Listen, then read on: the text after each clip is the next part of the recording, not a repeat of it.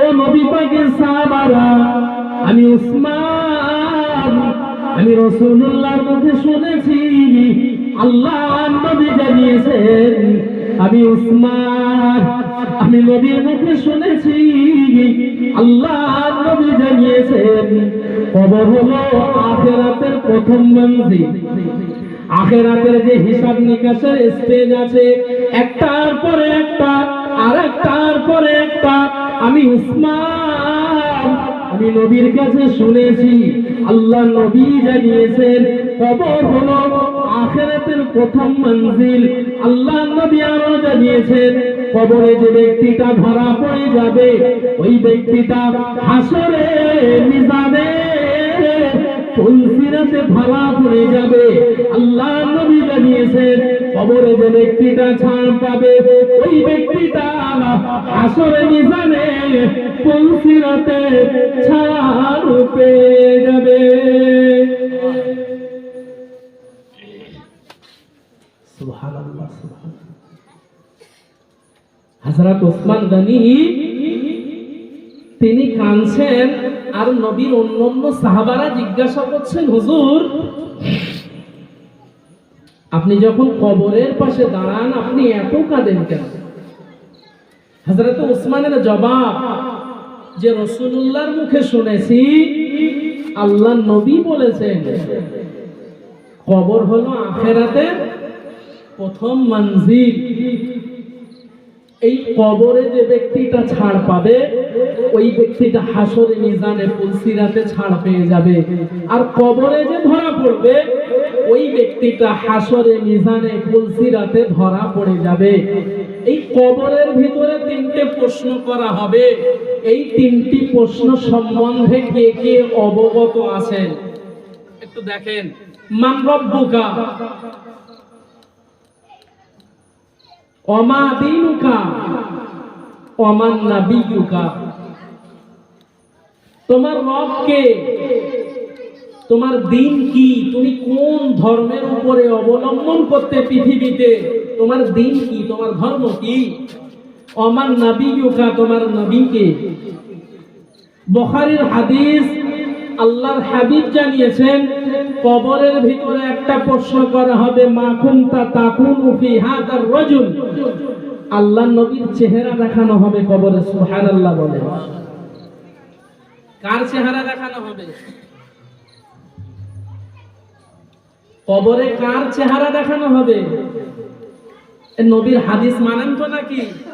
বুখারীর হাদিস, মুত্তাফাকুন আলাইহিল হাদিস, বুখারী ও মুসলিমের হাদিস। হাদিসটা সহিহ সনদে বর্ণিত। আল্লাহর হাবিব বলছেন, মা কুনতা তাকুনু ফি হাদার রাজুল। আল্লাহর হাবিবের চেহারা দেখে ফেরেশতা প্রশ্ন করবে মৃত ব্যক্তিকে যে, হে মৃত ব্যক্তি, তুমি যে পৃথিবী থেকে দুনিয়া কবরে এসেছো, এই ব্যক্তিটা সম্বন্ধে তুমি কি জানো? ওই ব্যক্তিকে জিজ্ঞাসা করা হবে, নবীর চেহারা দেখায় যে এই ব্যক্তিটা সম্বন্ধে কি জানো? তাহলে নবীকে যারা টোটালি মানে না, আল্লাহর হাবিব জানিয়েছেন, মান আহাব্বা সুন্নতি ফাকাদ আহাব্বানি ওয়া মান আহাব্বানি কানা মাই ফিল জান্নাহ।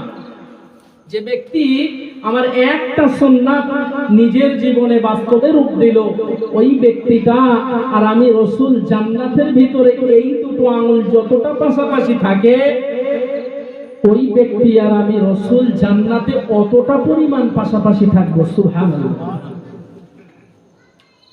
আমরা নবীর সুন্নতের ধারি ধারি, আল্লাহ নবীকে এক প্রকার ভুলেই গিয়েছি। নবীর সম্বন্ধে যদি কটূক্তি কেউ করে, আমরা এত আহাম্মুখ মুসলমান যে আমাদের জবানে তখন তালা মারা থাকে। নবীর জন্য নবীর সাহাবারা খুন দিয়েছে। কি দিয়েছে? খুন, রক্ত দিয়েছে। আমরা কি কোনোদিন দিয়েছি? নবীর জন্য কোনোদিন কি দিয়েছি? এই সৌভাগ্য আমাদের হয়নি। তবে রাসূলুল্লাহর হাদিস, নবী জানিয়েছেন, তোমার সামনে যদি কোনো অন্যায় কাজ হয়, অপরাধ কাজ হয়, তুমি প্রতিবাদ করো। এক নাম্বার ধারা, তোমার যদি ক্ষমতা থাকে, তুমি যদি শক্তিশালী হও, হাত দিয়ে প্রতিবাদ করো। যদি তোমার পক্ষে ওটা সম্ভব না হয়, তুমি জবান দিয়ে প্রতিবাদ করো।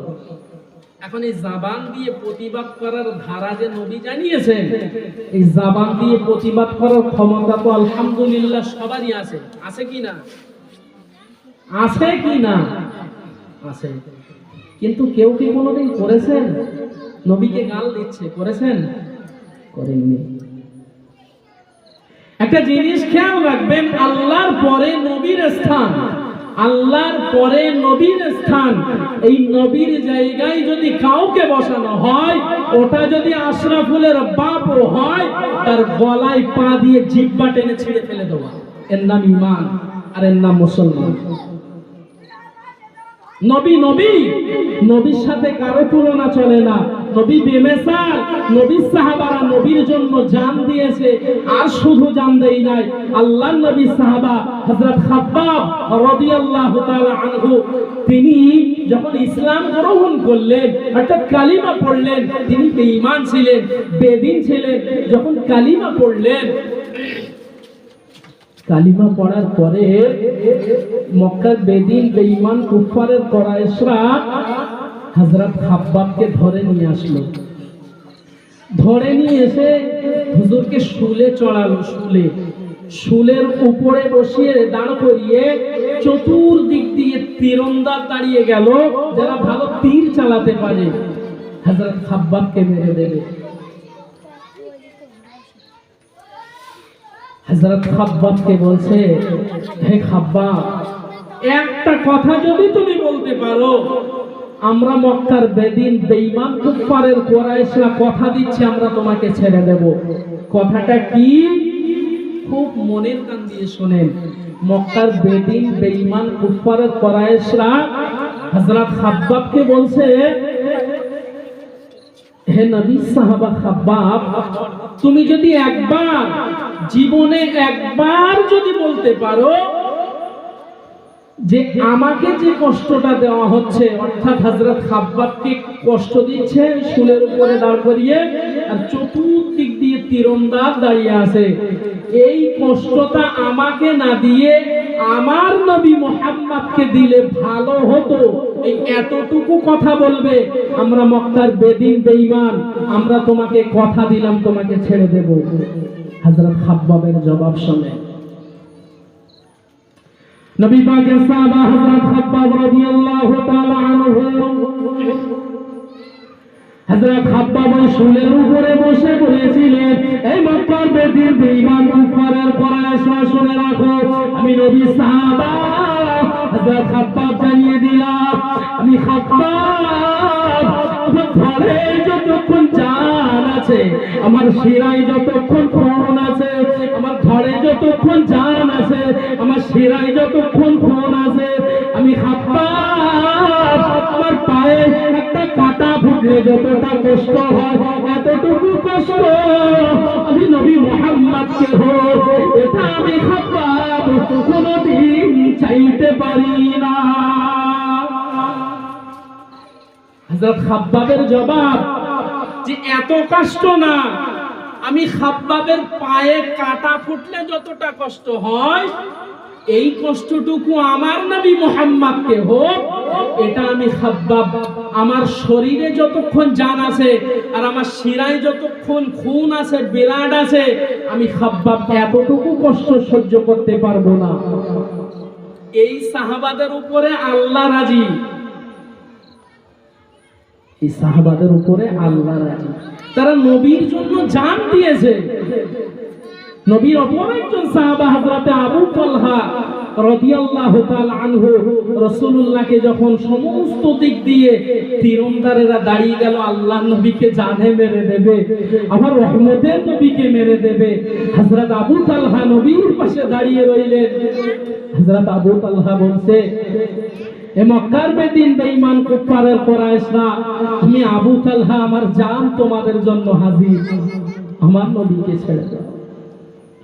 মক্কার বেদিন বেঈমান কুফারের কুরাইশরা রাসূলুল্লাহর চতুর্দিকে তীর নিয়ে দাঁড়িয়ে গেল। আল্লাহ নবীকে জানে মেরে দেবে। হযরত আবু তালহা বারবার কাকুতি মিনতি করছে, বারবার কাকুতি মিনতি করছে, মক্কার বেদীন তোমরা আমার হাবিব সম্পর্কে জানো না, আমার হাবিবকে ছেড়ে দাও, আমার হাবিবকে মেরো না। কিন্তু তারা নারাজ, তারা শুনতে চাইল না। হযরত আবু তালহা, নবী পাকের সাহাবা হযরত আবু তালহা দাঁড়িয়ে গেলেন।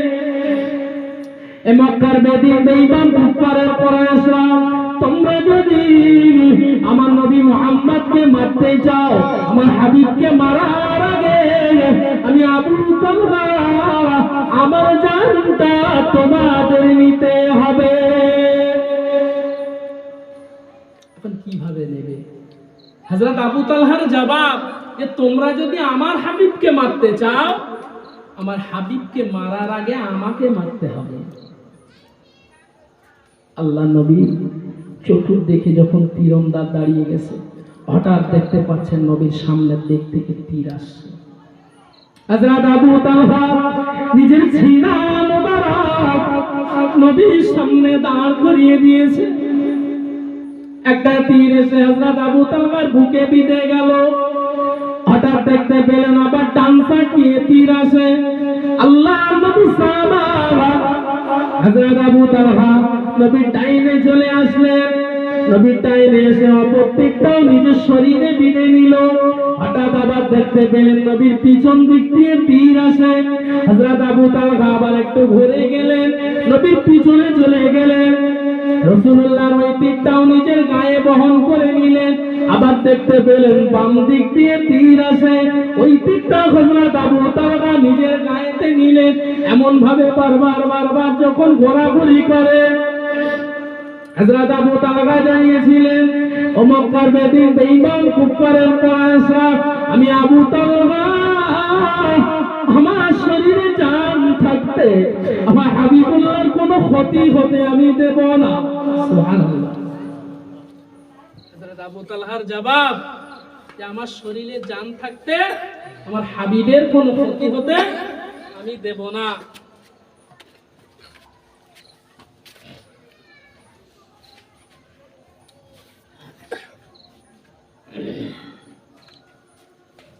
ঠিক এমন ভাবে বারবার যখন হচ্ছে, হযরত আবু তালহার গায়ে যখন তীর বারবারই লাগছে, রাসূলুল্লাহর গায়ে একটা তীরও লাগতে দিল না। হঠাৎ তীরন্দাজদের তীর শেষ হয়ে গিয়েছে। সুবহানাল্লাহ। হযরত আবু তালহার দাঁড়িয়ে থাকার মতো ক্ষমতা নেই। বহুত তীর কিতাবে এসেছে ৭২ থেকে ৮০টা তীর হযরত আবু তালহার গায়ে লেগেছিল। তারপরেও শক্ত হয়ে দাঁড়িয়ে বলেছিল মক্কার বেদিন বেঈমানেরা, আমার নবী মুহাম্মাদের গায়ে আমি একটা আঁচড়ও আসতে দেব না। হযরত আবু তালহা যখন দাঁড়াতে পারছেন না, মক্কার বেদিন বেঈমান কুফারের কুরাইশদেরকে বলছে, আমি আবু তালহার জানটা নিয়ে নাও, তবে আমার হাবিবকে ছেড়ে দাও। তারা নারাজ। হযরত আবু তালহা জানিয়েছিলেন, এ মক্কার বেদিন বেঈমান কুফারের কুরাইশরা, আমি আবু তালহা আমার জান তোমাদের জন্য হাজির। আমি আবু তালহা আমার জান তোমাদের জন্য হাজির। তবে তোমরা আমার হাবিবকে ছেড়ে দাও, কারণ আমার হাবিব ছোটবেলাতে মাকে হারিয়েছে, আমার হাবিব জন্মের আগে আব্বাজানকে হারিয়েছে। আমার এতিম নবী মুহাম্মদকে ছেড়ে দাও। এই না বলতে বলতে হযরত আবু তালহা জমিনে লুটিয়ে পড়লেন। হযরত আবু তালহার গায়ের খুন জমিনে পড়ে গেল। ওই খুন জমিনে পড়ে যাওয়ার কারণে রক্ত শূন্য হয়ে হযরত আবু তালহা বিদায় নিয়ে নিলেন। ইন্না লিল্লাহি ওয়া ইন্না ইলাইহি রাজিউন। আল্লাহুম্মা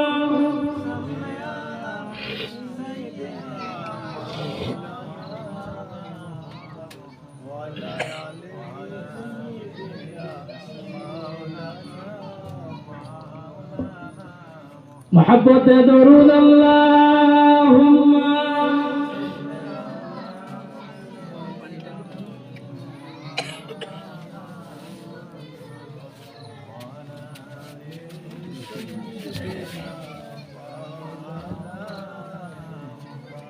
এটা ছিল নবীর সাহাবাদের নবীর উপরে ভালোবাসা। কেমন ভালোবাসা তাদের ছিল! এই নবী, আমি যে কথা শুরুতে বলতে বলতে আসছিলাম, আল্লাহ নবী তানার সাহাবাদের প্রতি আল্লাহ খুশি। আল্লাহ পাক যখন সাহাবাদের প্রতি খুশি, ওই সাহাবারা এমন কি কাজ করেছে যার কারণে আমার হাবিবের প্রতি, আমার হাবিবের সাহাবাদের প্রতি আল্লাহ খুশি। তার এক নাম্বার কাজ যে তারা নিজের জান অপেক্ষা নবীকে ভালোবেসেছে। নিজের জান অপেক্ষা নবীকে ভালোবেসেছে। সেই জন্য কোরআনে আছে আসহাবিকান নুজুম, নবীর সাহাবারা আসমানের নক্ষত্রের সমতুল্য। সুবহানাল্লাহ, সুবহানাল্লাহ। নিজের জান দিয়ে নবীকে মহব্বত করেছে। আল্লাহ নবী যেদিন মক্কা শরীফ থেকে হিজরত করে মদিনাতে যায়, এই হিজরতের সময় রাসূলুল্লাহ সাথী ছিল কে জানেন? একদম মোটামুটি আলহামদুলিল্লাহ বছরে যদি 10টা জলসা হয়, অধিকাংশ জলসা এই কথা থাকে যে নবীর হিজরত